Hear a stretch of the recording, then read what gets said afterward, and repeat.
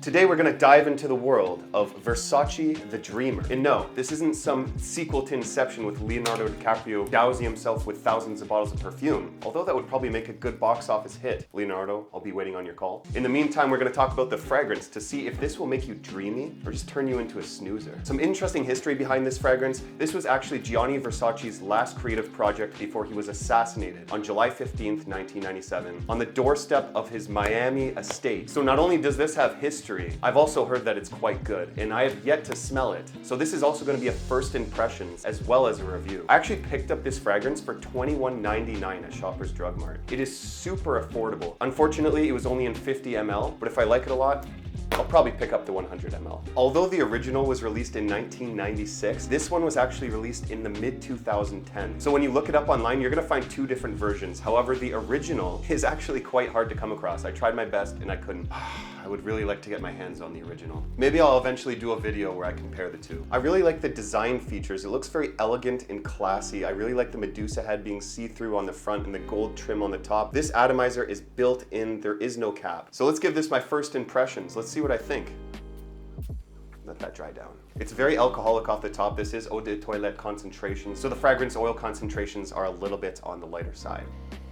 Ooh, this is actually quite nice, but it's not at all what I would have expected from it. I've heard a lot of people saying it smells kind of grandma-y or like very, very outdated. It's got that masculine edge, but it also has that feminine side. So on the top notes, you're getting juniper, tarragon, and artemisia. Middle notes of iris, lily, and flax. Base notes of tobacco blossom and amber. It's more masculine than feminine, but I think that this is a unisex leading fragrance that both genders could get away with. You're definitely picking up a little bit on that tobacco-y amber scent, which is kind of leading it towards the masculinity side, but the iris is coming in there and giving it that powdery clean edge. I've never been disappointed by a Versace fragrance. Not only do they make affordable fragrances, but they make their fragrances smell like they're a lot more expensive than they are. To be fair, I do not know about the performance of this one, so I'm gonna wear it around the house for a bit and report back to you my findings of Versace the Dreamer.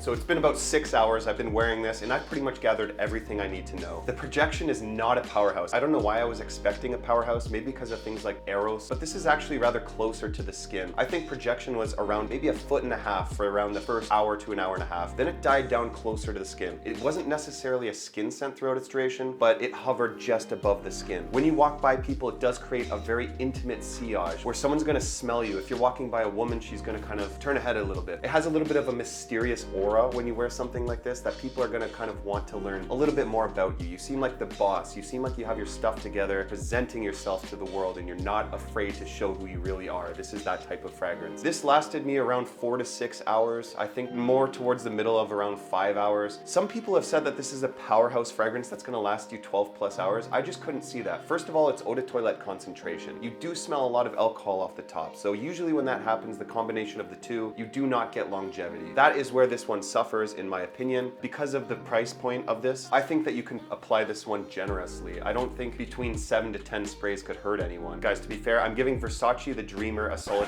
Whoa, Chad, don't get ahead of yourself now. I was about to give my final review of Versace the Dreamer, but then I realized that's not who I am. I never give reviews on fragrances upon first impression. That's not fair to the fragrance or my viewers. So I gave this a couple more weeks, a couple more wearings, and here's what I concluded with Versace the Dreamer. Pretty much everything I originally said stands true. I want to add that the more I wore it, the more I picked up on the Artemisia note. I also think the Dreamer favors more of a 3-season kind of use. Spring, fall, and winter. Kind of on those cooler nights in the summer you can get away with it, but it does have some warming qualities of the tobacco, which is why I think it's more suited for cooler days and nights. I really did honestly find it pleasant wearing this, but when I asked people their opinions of this on me, oh boy, did I ever get some mixed results. Some people didn't like it. Some people said, it's all right. I've smelled better. I didn't really get any strong impressions while wearing this. The more I put Versace the Dreamer on, the less I kind of liked it. That's not saying I don't like it at all, but my final score kind of dropped for the Dreamer. It doesn't really suit me. I think that this is more suited for a man that's almost 35 and up. Is it old manny? No. It's definitely not for the seniors in the retirement home. I think you gotta be a little bit older than me to pull something like this off. You kind of have to dress this accordingly. I don't think it's too casual, but it's also not too formal. You definitely have to have have some sort of sense of style when wearing the Dreamer. I hope that helps you understand if this fragrance is right for you. Is it good in 2023 still? Absolutely, but it definitely has to go with the right man to make it worth it. I'm gonna give Versace the Dreamer a total of 7.8 out of 10. It smells a lot higher quality than the price tag that you're gonna pay for it. I must say, it still smells great.